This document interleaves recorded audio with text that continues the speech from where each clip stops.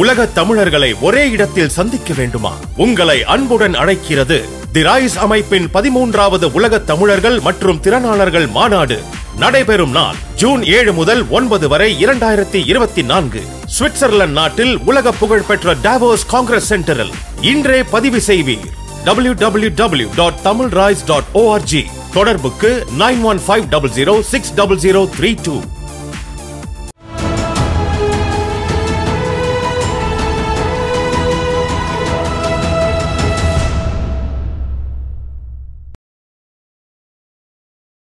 தமிழ் நண்பர்களுக்கு அன்படக்கும் நம்மோடு மூத்த பத்திரிகையாளர் திரு மணி இணைந்திருக்கிறார். வாருங்கள் அவரோட பேசலாம். சார் வணக்கம். இன்றைக்கு தினமலர் நாளிதழ் ஒரு தலைப்புச் செய்தி ஒன்றை வெளியிட்டுள்ளது. எடப்பாடி பழனிசாமி அவர்கள் ரொம்ப அப்செட்டில் இருக்கிறாராம். மாவட்ட செயலாளர்கள் மற்றும் நிர்வாகிகளுடைய செயல்பாடுகள். ஆனால் எப்படி பார்க்குறீங்க? இந்த செய்தி உண்மைதான் என்று நான் கருதுகிறேன். எனக்கும் அப்படித்தான் தகவல்கள் வந்தது. ஏன்னா இந்த தேர்தல் எடப்பாடி பழனிசாமிக்கு மிகவும் முக்கியமான ஒரு தேர்தல். ஓபிஎஸ் வெளியே போன பிறகு கட்சியில் கிட்டத்தட்ட பிளவு என்று சொல்லப்பட்ட ஒரு சூழல் வந்த பிறகு சந்திக்கக்கூடிய தேர்தல். 66 எம்எல்ஏல 63 பேர் எடப்பாடி கிட்ட தான் இருக்காங்க. மாவட்ட செயலாளர்கள்லாம் அவர்கிட்ட தான் இருக்காங்க. ஆனாலும் ஒரு பதட்டம் அவரிடம் இருக்கிறது. ஏன்னு கேட்டிங்கன்னா, அவர் முதலமைச்சராக பதவி விலகியதிலிருந்து 21 தோல்வி அடைந்த பிறகு, அவர் கட்சி கண்ட்ரோலில் போன பிறகு கிட்டத்தட்ட இந்த முறை அவர் தோல்வி அடைந்தால் அது அவர் சந்திக்கக்கூடிய 9வது தோல்வியாக இருக்கும்ன்றாங்க. ஜெயலலிதா மரணத்திற்கு பிறகு 2016 ஜெயலலிதா மரணத்திற்கு பிறகு 19 மக்களவைத் தேர்தல், 21 சட்டமன்ற தேர்தல், அதற்கு பிறகு உள்ளாட்சி தேர்தல், அதன் பிறகு இடைத்தேர்தல் எல்லாத்தையும் சேர்த்து இந்த முறை தோல்வி அடைந்தால் எடப்பாடி சந்திக்கக்கூடிய 9வது தோல்வியாக இது இருக்கும். 8 முறை அவர் தோற்றிருக்கார், 9வது தோல்வி என்று சொல்வார்கள். இதைத்தான் ஓபிஎஸ் தரப்பு எதிர்பார்க்கிறது. அவர்கள் இலவு காத்த கிளியாக இருக்கிறார்கள். எடப்பாடி எப்பொழுது மாட்டுவார், அவரை சிக்கலில் மாட்ட வைக்கலாம் என்று. இரட்டையிலே கையில் வைத்துக்கொண்டு எடப்பாடி இந்த முறை தோல்வி அடைந்தால் தோல்வி அடைவார் என்று தான் நினைக்கிறேன். ஏனெனில் 40 சீட்டும் திமுக கூட்டணி தான் வெற்றி பெறும் என்று நான் உறுதியாக நம்புகிறேன். ஒருவேளை 3-4 சீட்டு பிஜேபிக்கு, அதில் 2 சீட்டு பிஜேபி ஜெயிக்குது, ஒரு 5 சீட்டில் பிஜேபி, ஒரு சீட்டில் பிஜேபி ஜெயிக்குது, அல்லது ஜெயிக்காமலே 5 சீட்டில் 2வது இடத்துக்கு வந்து அதிமுக 3வது இடத்துக்கு தள்ளப்படுதுன்னா மிகப்பெரிய ஒரு நெருக்கடியை எடப்பாடிக்கு உண்டாக்கும். அந்த விதத்தில் இந்த செய்தி உண்மைதான் என்று தான் நான் நம்புகிறேன். எனக்கும் அப்படித்தான் தகவல்கள் வருகின்றன. அதிமுகவினர் பல இடங்களில் வேலையே செய்யலை, கேண்டிடேட்டே போடலையா. பிராமினன்ட் கேண்டிடேட் இந்த 40 பேரில் அவங்க பிரேமலதாக்கு 4 சீட்டு தேமுதிக கொடுத்தாங்க. இடத்துல 35-36 சீட்டு அதிமுக கண்டெஸ்ட் பண்ணுச்சு. எல்லாருக்கும் தெரிஞ்ச முகம்னா யார்? ஜெயவர்தன் மட்டும்தான். மற்றதெல்லாம் முகமறியாதவர்கள் தான், புதுமுகங்கள் அல்லது கட்சியில் வந்து அவ்வளோவா பிரபல்யம் அடையாதவர்கள். ஏன்னா பழைய மந்திரிங்க யாருமே போட்டி போட மாட்டேன்ட்டாங்க, தெரிஞ்சிச்சு ரிசல்ட் 0ன்னு. அதனால் இந்த தேர்தலை இதுவரை வரலாற்று ரீதியாக இப்படி ஒரு தேர்தல் அதிமுக சந்தித்ததே இல்லை. எந்த உற்சாகமும் இல்லாமல் சந்தித்தார்கள். முக்கியஸ்தர்கள் யாரும் போட்டியிடவில்லை. பெரிய ஒரு உற்சாகம் அல்லது ஒரு எதிர்பார்ப்பு அதிமுகவுக்கு இந்த தேர்தலில் இல்லை. தேர்தல் முடிவுகள் அவர்களுக்கே நன்றாக தெரிகிறது என்று தான் நினைக்கிறேன். அப்படி அது அமைந்தால் 40 தொகுதியிலும் அதிமுக மண்ணை கவ்வும் என்று தான் நான் நம்புகிறேன், எதிர்பார்க்கிறேன். அப்படி நடந்ததுன்னா கண்டிப்பாக அது அதிமுகவுக்கு பெரிய, எடப்பாடி தலைமைக்கு ஒரு நெருக்கடியை இது உண்டாக்கும் என்பது உண்மைதான். உண்மையாகவே மாவட்ட நிர்வாகிகள்லாம் சரியாக வேலை செய்யலைங்களா சார்? உண்மைதான். பல இடங்களில் அவங்க பூத்திலே உட்காரல, கேண்டிடேட்ஸ்க்கு ஒத்துழைப்பு கொடுக்கல. 12 மணிக்கு முன்னாலேயே பல இடங்களில் வந்து வாக்குச்சாவடிகளை விட்டு அதிமுகவினர் வெளியேறி விட்டார்கள். 4 மணிக்கு மேலே தான் உள்ளே போயிருக்காங்க. வெயில் காரணமாக என்ன காரணன்றது தெரியாது. உட்கட்சி உஷ்ணம் காரணமாக அல்லது வெளியிலிருந்து வந்த ஆசை வார்த்தைகள் காரணமாக என்று நமக்கு தெரியாது. ஆனால் பல இடங்கள்லையும் வந்து அவங்க பூத் கமிட்டியில் அதிமுக ரெப்ரசன்டேஷனே பண்ணலை என்பது உண்மை. தேர்தல் நாள் அன்று ஏப்ரல் 19. அதே போல் பிரச்சாரத்தில் அவங்க ஒன்றும் பெரிய ஆர்வம்லாம் காட்டல, சுணக்கம் தான் காட்டினாங்க. எஸ்பி வேலுமணி கோயம்புத்தூரில் கடைசி ஒரு 3-4 நாட்கள் தான் களத்தில் இருந்தார். அதுக்கு முன்னால் அவர் எங்கே போனார்னே தெரியல. பலவிதமான ஹேஷியங்கள் வதந்திகள் உலா வந்தன. இந்த தேர்தல் முடிவுகள் எடப்பாடி பழனிசாமிக்கு நெருக்கடியை உண்டாக்கும் என்பதில் சந்தேகம் இல்லை. இந்த தினமலர் ரிப்போர்ட்டை வந்து நம்ம சீரியஸாக தான் எடுத்துக்கொள்ள வேண்டும் என்று நான் கருதுகிறேன்.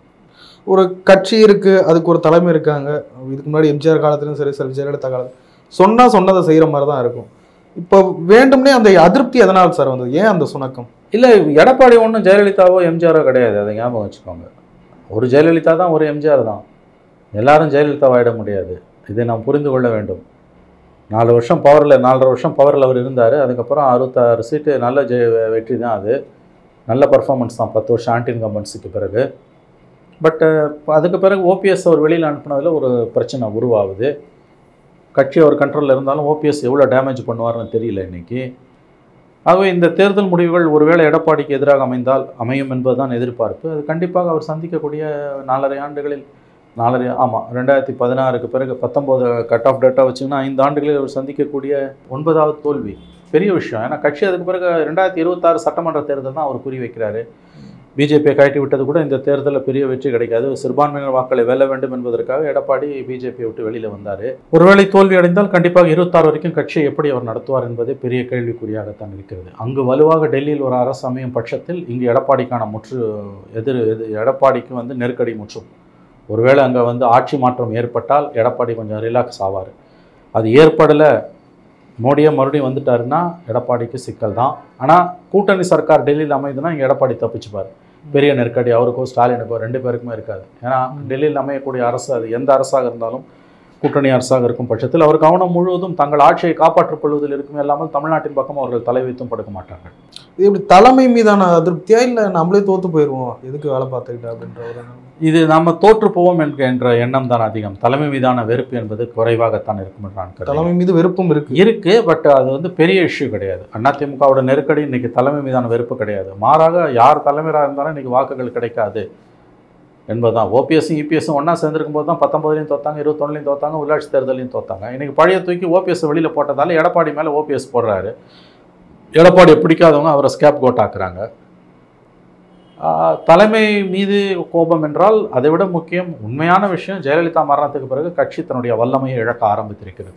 அதிமுக வாக்குகளில் இந்த முறை நான் கேள்விப்பட்டது என்னவென்றால் அதிமுக வாக்குகளில் கணிசமான அளவுக்கு என்று சொல்லவிட்டாலும் ஒரு 6-7% வாக்குகள் அதிமுகவிலிருந்து பாஜகவுக்கும் நாம் தமிழருக்கும் போக ஆரம்பித்திருக்கின்றன. இது ரொம்ப ஆபத்தான போக்கு. இந்த நிலை நீடித்தால் 2026லலாம் அதிமுக வாக்குகள் கணிசமாகவே பாஜகவுக்கும் நாம் தமிழருக்கும் போகும். ஒருவேளை விஜய் வந்தார்னா அந்த பக்கம் அதிகமாகவே நகரும். அதிமுக வாக்குகளும் நகரும், கண்டிப்பாக நகரும். இதுதான் இதில் இருக்கக்கூடிய ஆபத்து. இந்த நிலைமைக்கு வந்திருக்கு, நிர்வாகிகளே வேலை செய்யலை அப்படின்ற அளவுக்கு. எந்த பாயிண்ட்ல சார் எடப்பாடி பழனிசாமி தவறு செய்ய ஆரம்பித்தார்? எதனால் இந்த நிலைமைக்கு அது வந்திருக்கு? இல்லை, இது தவறுன்னு நீங்கள் ஜெயலலிதாவுக்கு பிறகு நீங்கள் மிகப்பெரிய ஆளுமைகள் ஒரு கட்சியை வழிநடத்தும் போது அவங்க இறந்துட்டாங்கன்னா இந்த பிரச்சனை வரும். உயரமாக போன பிறகு கீழே விழுந்தாங்கன்னா அந்த இடத்துக்கு யார் வந்தாலும் அவங்ககிட்ட இருக்கக்கூடிய எதிர்பார்ப்பு பெரிய அளவில் இருக்கும். அந்த அக்செப்டன்ஸ் இங்கே வரல. அதாவது இப்போ ஜெயலலிதா கருணாநிதிக்கு பிறகு ஸ்டாலினுக்கு அந்த அக்செப்டன்ஸ் வந்துடுச்சு. கட்சி அவங்கக்கிட்ட இருக்குது. அவர் ஒரு மாதிரி 50 வருஷமாக கட்சியில் வேலை செஞ்சார். திடீர்னு அவர் மேலே உட்காரல. கூடவே இருந்து படிப்படியாக இளைஞரணி தலைவராக இருந்து, எம்எல்ஏவாக இருந்து, மேயராக இருந்து, மந்திரியாக இருந்து, கட்சி பொருளாளராகி, அப்புறம் செயல் தலைவராகி, அதுக்கப்புறம் தலைவராகி, அப்புறம் சிஎம் ஆகிறார். க்ரோத் இப்படி ஸ்டெப் பை ஸ்டெப் இருக்குது. இவர் ஜெயலலிதா இறந்தோடனே வராரு. இவர் கீழே கிரவுண்ட் லெவலில் ஜெயலலிதாவை ஏற்றுக்கொண்டவர்கள் மற்றவங்களை யாரும் அந்த அளவு ஈஸியாக ஏற்றுக்க மாட்டாங்க. அது ஒரு பிரச்சனை இருக்குது. ரெண்டாவது, ஜெயலலிதாவோட அந்த ஒரு கவர்ச்சி, அந்த ஒரு ஆளுமை, செல்வாக்கு இவருக்கு இல்லை என்பதுதான் உண்மை. அப்போ அனைவரையும் அரவணைச்சிருக்கணும். ஒரு பக்கம் ஓபிஎஸ் இன்னைக்கு போயிருக்காரு தென் மாவட்டங்கள், அது என்ன பாதிப்பு ஏற்படுத்தும் தெரியல. அவர் ஜெயிக்க முடியாது கண்டிப்பாக ஓபிஎஸ். இப்படி எடப்பாடி ஜெயிக்காமல் கெடுக்கிற வாய்ப்பு அவருக்கு உண்டு, ஓபிஎஸ்க்கு உண்டு. அதான் அதில் இருக்க சிக்கல். பாஜகவோடு கூட்டணியை முறித்து பெரிய தவறு செய்து விட்டார் எடப்பாடி. அப்படி இல்லை, அது சரியான பாயிண்ட் தான். பாஜக விட்டு வெளியில் சரியான முடிவு. ஏன்னா பாஜகவுடன் இருக்கிறதால தான் சிறுபான்மையின மக்கள் வரவில்லை என்பது சரியான முடிவு. பாஜகவை விட்டு வந்தது என்பது சரியான முடிவு. அதில் எந்த தவறும் நான் காணவில்லை. இல்லை, பாஜகவோட கூட்டணியில் இருந்திருந்தாருன்னா ஒரு 20-25 இடங்கள்ல திமுகவும் கொஞ்சம் டஃப். அவர் அதை எப்படி பார்க்குறாருன்னா, நீங்கள் சொல்கிறத நான் முழுவதும் ஒதுக்கல. அதில் என்ன பிரச்சனைனா, அவர் தன்னை பலி கொடுத்துட்டு அதிமுகவோட போகணுமான்னு பார்க்குறாரு. ஏன்னா அண்ணாமலை எடப்பாடியை கம்ப்ளீட்டாக ஓரம் கட்ட ஆரம்பித்தார். 2 பேரும் ஒரே பகுதியை சார்ந்தவர்கள், ஒரே சமூகத்தை சார்ந்தவர்கள் என்பதால் அந்த வாக்கு வங்கியை கவ்வ பார்த்தார் அண்ணாமலை. அது எடப்பாடிக்கு கடுப்பை, கோபத்தை ஏற்படுத்தியது. நீங்கள் நான் ஒப்புக்கொள்கிறேன். ஒருவேளை அவங்களுடைய பழைய அலையன்ஸ் இருந்திருந்தனா இன்றைக்கி ஓரளவு அவங்க வெற்றி வாய்ப்பை நோக்கி நகர்ந்திருக்கலாம். Yes, you are right.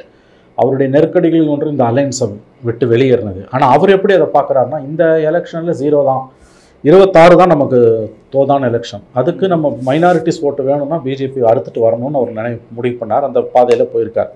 அது அவருக்கு 26ல் கை கூடுமா கூடாதான்னு நமக்கு தெரியாது. ஆனால் 24ல் கண்டிப்பாக அந்த அலையன்ஸ் இல்லாதது அவங்களுக்கு ஒரு நெருக்கடி தான். இன்றைக்கி ஏடிஎம்கே 19ல் இருந்த அலையன்ஸ், ஏடிஎம்கே, பிஎம்கே, பிஜேபி, தேமுதிகலாம் ஒன்றா இருந்திருந்தாங்கன்னா இன்னும் திமுக கூட்டணி தண்ணி குடிச்சிருக்கும். அதனால் பிஜேபியை விட்டு எடப்பாடி விலகியது என்பது ஒரு விதத்தில் பார்த்தீங்கன்னா கண்டிப்பாக அவருக்கு ஒரு நெருக்கடியை முற்ற செய்திருக்கிறது என்பதுதான் உண்மை. உள்ள இருக்கிற அந்த பாஜக ஆதரவு அதிமுக அது கூட காரணமானது இருக்கலாம் இல்லைங்களா அந்த தேர்தலில் வேலை செய்யாமல் போனதுக்கு? இன்னும் அது காரணம் கிடையாது. ஏன்னா அந்த விஷயம் அவனுக்கு உள்ள இருந்தாலும் கட்சி கட்டுப்பாட்டை மீறி போக மாட்டான். இது அவங்களுக்கு தெரியல. எஸ்பி வேலுமணியே வேலை செய்யல அப்படின்னு எஸ்பி வேலுமணி செஞ்சதுக்கு பிஜேபி மேல இருக்க காதல் காரணம் கிடையாது. அவர் மேல இருக்கிற அல்லது வர வாய்ப்புள்ள வழக்குகள் காரணம். அதிமுக ஆட்சி காலத்தில், எடப்பாடி பழனிசாமி ஆட்சி காலத்தில் ஜெயலலிதா 11லேருந்து 16, அதுக்கு பிறகு எடப்பாடி பீரியடில் 4.5 வருஷம், 10 வருஷத்தில் ஊழலில் மூழ்கி முத்தெடுத்த மந்திரிகளில் முதல் மந்திரி வேலுமணி. எல்லாருக்கும் தெரியும். வேலுமணி மட்டும் அடுத்த லாஸ்ட் டைம் வந்து அதிமுக ஆட்சி அமைஞ்சிருந்ததுன்னா ரிப்பப்ளிக் ஆஃப் தொண்டாமுத்தூர் போட்டிருப்பாருன்னு ஜோக்கா பேசினாங்க கோயம்புத்தூரில். தொண்டாமுத்தூர்ன்ற பகுதி தனி நாடாகவே மாறும் என்ற அளவுக்கு அங்கே செல்வாக்கு படைத்தவராக இருந்தார் வேலுமணி.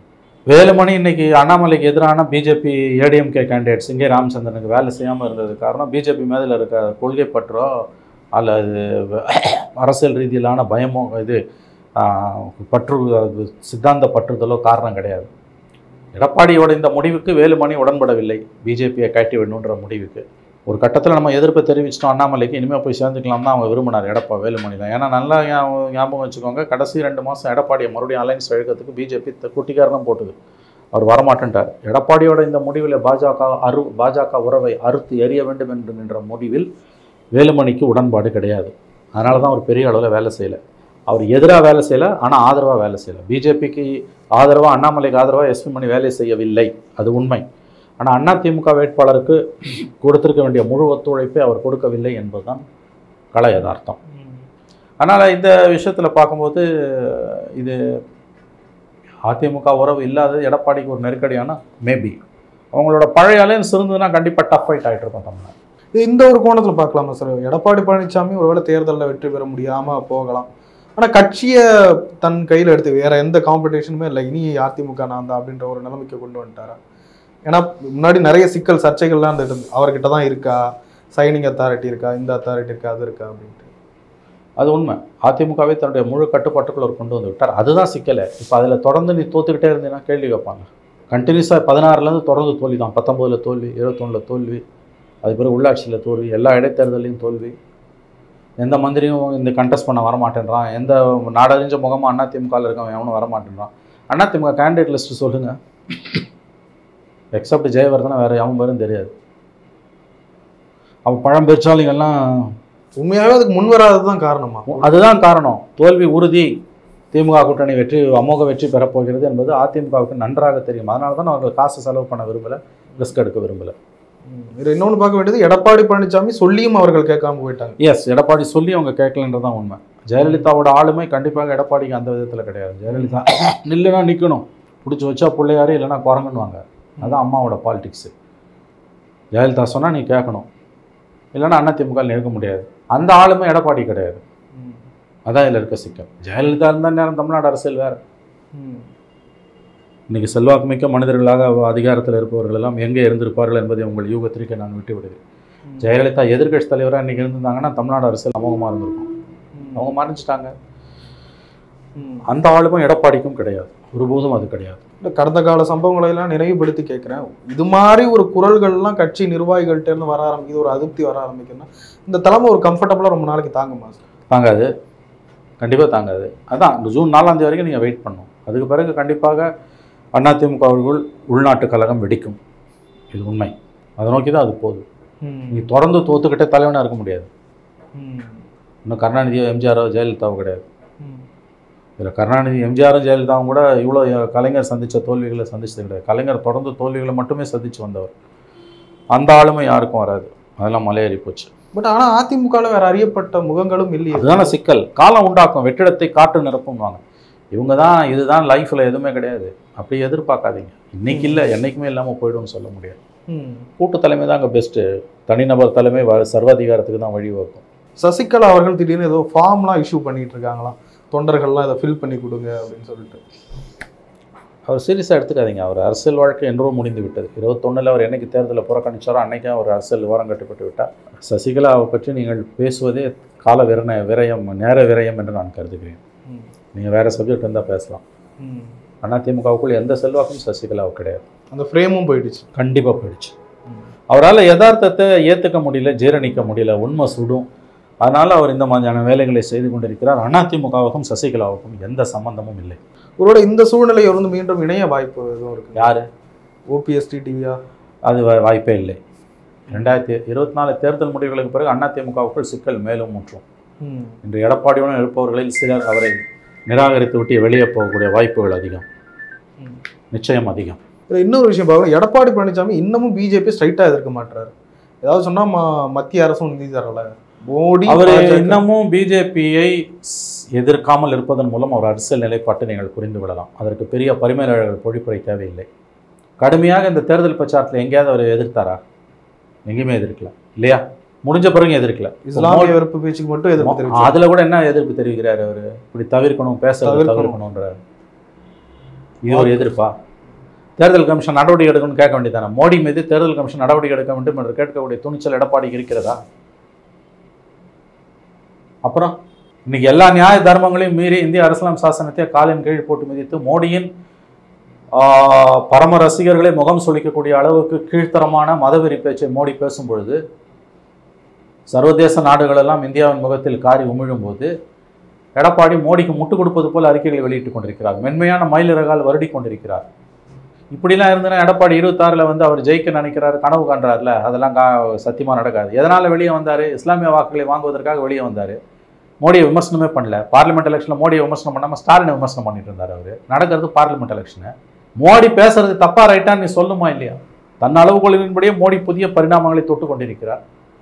வெளிப்படையாக சமூகத்தை இருகூறாக பிளந்து ஒரு பிரிவினருக்கு எதிராக இன்னொரு பிரிவினரை அவர் உசுப்பி விட்டு கொண்டிருக்கிறார்.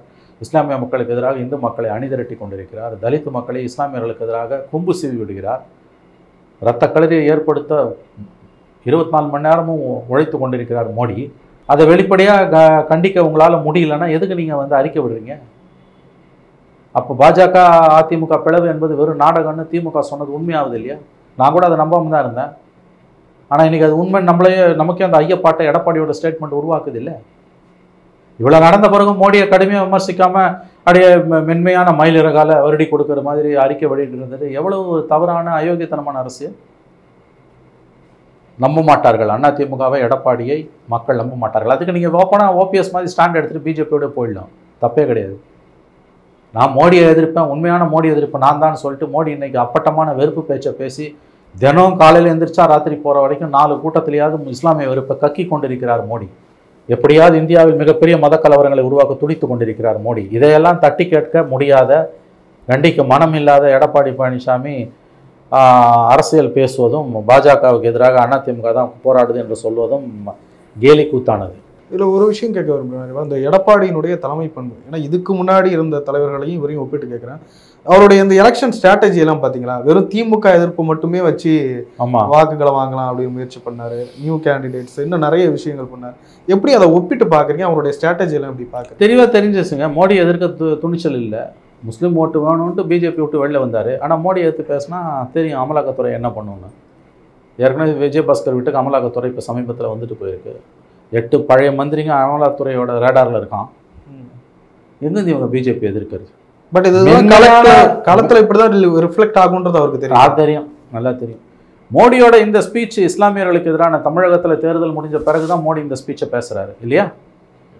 இந்த பேச்சுக்கு உலக நாடுகள் எல்லாம் கண்டனம் தெரிவிக்கின்றன, சர்வதேச ஊடகங்கள் காரி உமிழுகின்றன, எல்லா ஜனநாயக சக்திகளும் இந்தியாவில் கண்டனம் தெரிவிக்கின்றன. அப்படியே மயிலிறகால வருடி கொடுக்குற மாதிரி ஸ்டேட்மெண்ட் கொடுக்குறாரு எடப்பாடி.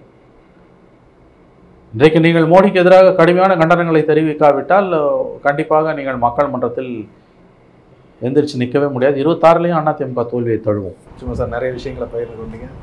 நன்றி மார்ஷல்.